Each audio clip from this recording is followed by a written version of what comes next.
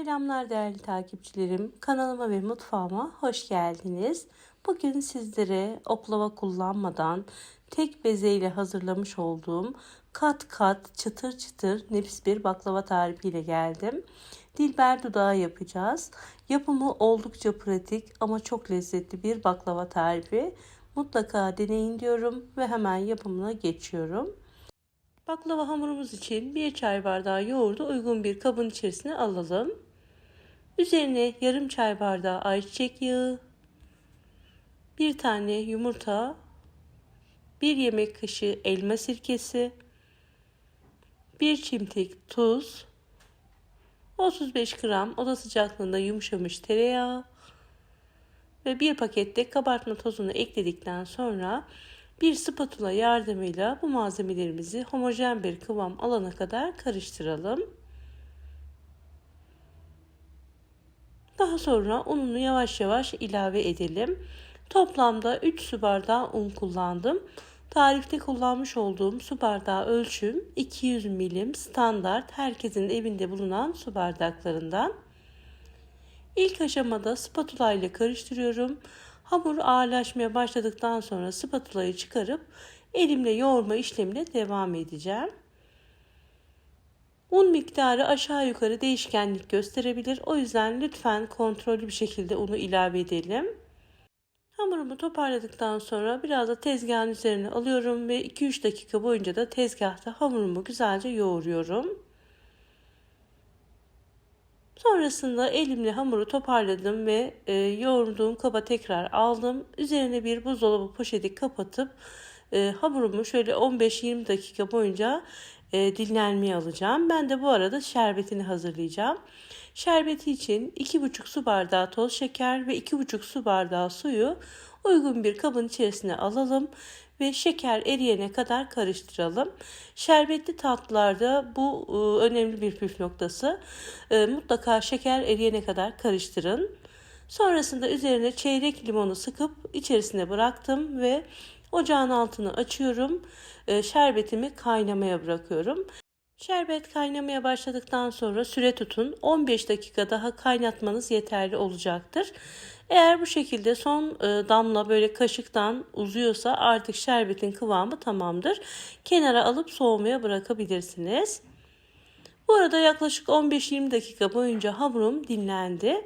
Şimdi tezgahıma bolca nişasta serpiyorum. Mutlaka nişasta kullanıyoruz arkadaşlar. Buğday, mısır hiç fark etmez. Altına ve üzerine bolca nişasta serptikten sonra elimle şöyle biraz büyütüyorum. Ve sonrasında merdane ile açacağım. Hiç oklava kullanmayacağız. Gayet kolay bir şekilde yapılan çok güzel kat kat bir baklava arkadaşlar. Evet, bu şekilde büyütebildiğim kadar büyüteceğim ve ara ara mutlaka bolca nişasta serpelim. Eğer bu şekilde bolca nişasta serpmezseniz katları böyle kat kat olmayacak, yapışacaktır. Videonun detaylarını ve püf noktalarını kaçırmamak için videoyu mutlaka baştan sona kadar atlatmadan izlemenizi tavsiye ediyorum. Evet, bu şekilde hamurumu büyüttüm. Şimdi yine tekrar nişasta üzerine bolca serptikten sonra kenarlarını içe doğru katlayacağım.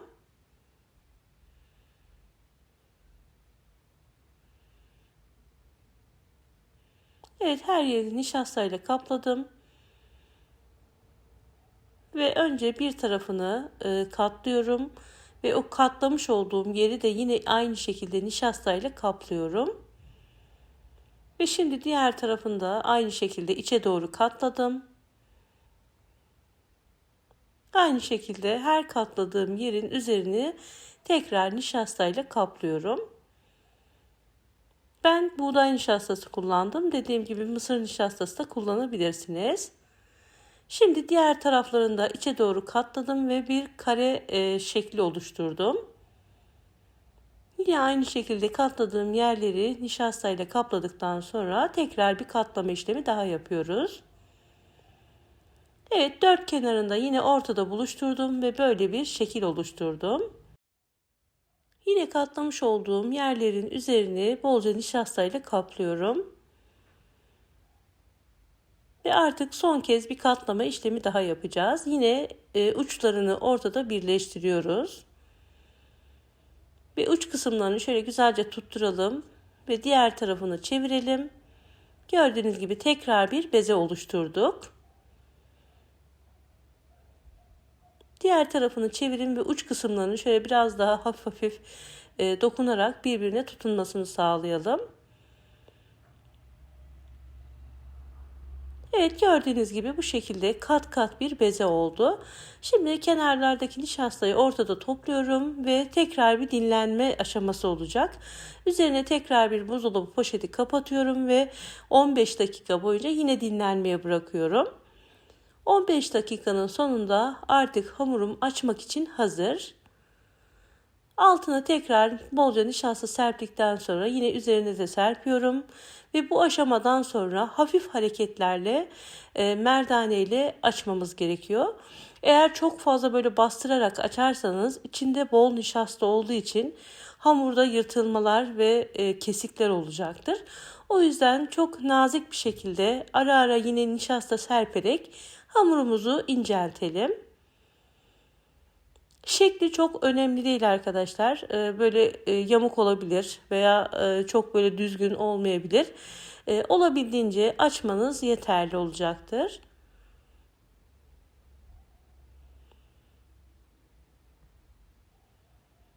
Evet, bu şekilde açtım. Şimdi birazdan sizlere ne kadar ince olması gerektiğini göstereceğim. Şu an böyle tek yufka olarak görüyorsunuz ama piştiği zaman hepsi kat kat olacak arkadaşlar. Gördüğünüz gibi bu incelikte olması yeterli. Daha fazla inceltmenize gerek yok. Baklavamızın iç kısmı için ben ceviz kullandım. Sizler isterseniz fındık, fıstık kullanabilirsiniz. İki tarafına da bolca ceviz koyuyorum. Orta kısmında çok küçük bir yer bırakacağım. O kısmı keseceğimiz için oraya ceviz koymuyoruz. Dilerseniz daha az da koyabilirsiniz. Ben biraz bol cevizli yaptım. Cevizi koyduktan sonra şöyle 3 parmak kalınlığında bu şekilde sararak katlayalım.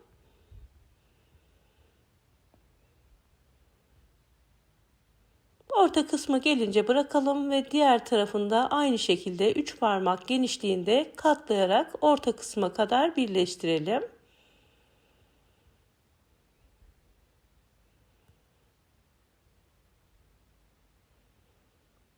Elinizle hafif hafif de düzeltin, daha böyle yassı olması için. Evet, ikisini de bu şekilde ortada birleştirdikten sonra orta kısmını bir ruletle ya da bir bıçakla kesip ayıralım.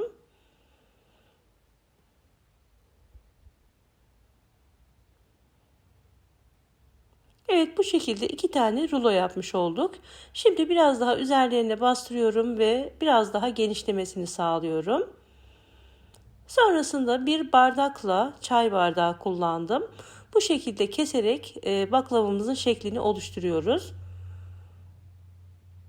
Şöyle daha yakından göstermek istiyorum. Şu an bile kat kat çok güzel görünüyor. Bir çay bardağıyla tam orta kısmına gelecek şekilde kesiyoruz. Bu kenardan çıkan parçaları da ben yine pişirdim arkadaşlar. Onlar kesinlikle ziyan olmuyor, merak etmeyin. Yine onları da bir tepsiye koyarak ayrı bir şekilde pişirebilirsiniz.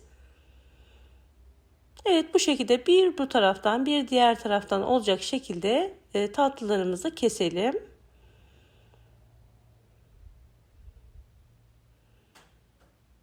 Böyle yarım ay şeklinde çok güzel bir şekli oluyor. Şimdi kenarlardan çıkan parçaları da böyle bir borcama yerleştirdim. Bunları da yine ayrı bir şekilde pişireceğim ve üzerine kalan şerbetten dökeceğim. Diğerini de aynı şekilde gördüğünüz gibi kesiyorum.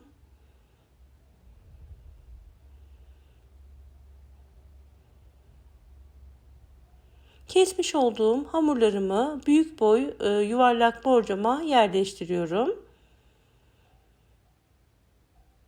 Yapımı gördüğünüz gibi çok pratik ama görsel olarak da lezzet olarak da inanılmaz güzel bir tatlı tarifi.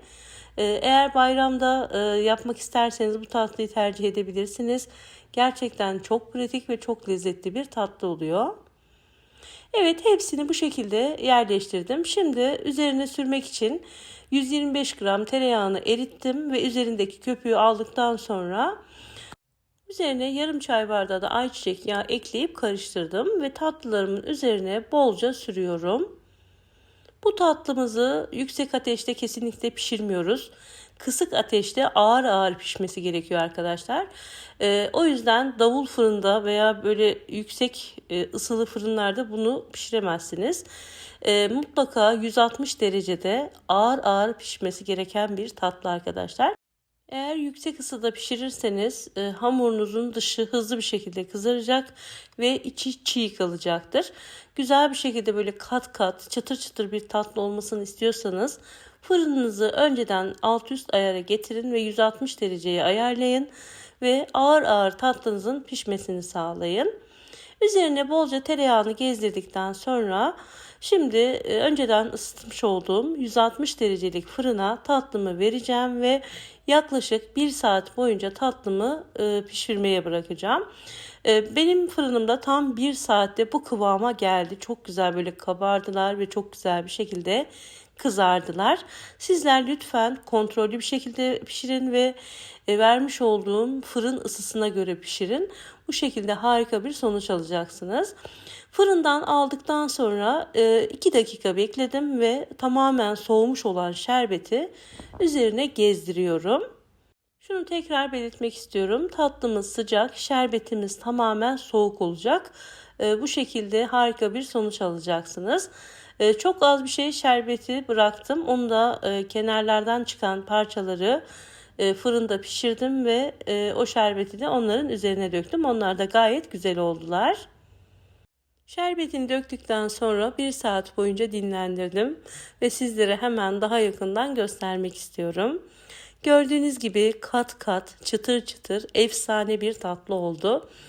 Sanki 40 tane bezeyle hazırlanmış bir baklava gibi arkadaşlar. Hiç kimse sizin bunu bir tane baklava bezesiyle hazırlamış olduğunuza inanmayacak. Bunun garantisini veriyorum. Lezzeti gerçekten muhteşem. Eminim sizler de denedikten sonra çok beğeneceğiniz ve garanti tariflerinizin arasında olacak. Hemen sizler için şöyle doku testi de yaptıktan sonra videomu burada sonlandırmak istiyorum. Dediğim gibi ben 1 saat boyunca dinlendirebildim ama 200 saat dinlendikten sonra tatlınız mükemmel olacak. Evet, sizler tarifimizin son halini izlerken ben de sizlere veda etmiş olayım. Bugünlük de bu videomuzun sonuna geldik. Umarım videomu keyifli izlemişsinizdir. Bana destek olmak için videomu beğenmeyi, yorum bırakmayı ve arkadaşlarınızla paylaşmayı unutmayın lütfen. Eğer hala kanalıma abone değilseniz bu videoyu izledikten sonra kanalıma abone olup yanındaki zil işaretini açmayı unutmayın lütfen. Yepyeni tariflerimde görüşmek üzere. Allah'a emanet olun. Hoşça kalın.